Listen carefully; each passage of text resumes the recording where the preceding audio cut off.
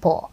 Yun po ang parang sistema po siya, parang recommendation system. So kumbaga yun po ang way ng YouTube kung paano po nila nire-recommend ang ating mga videos.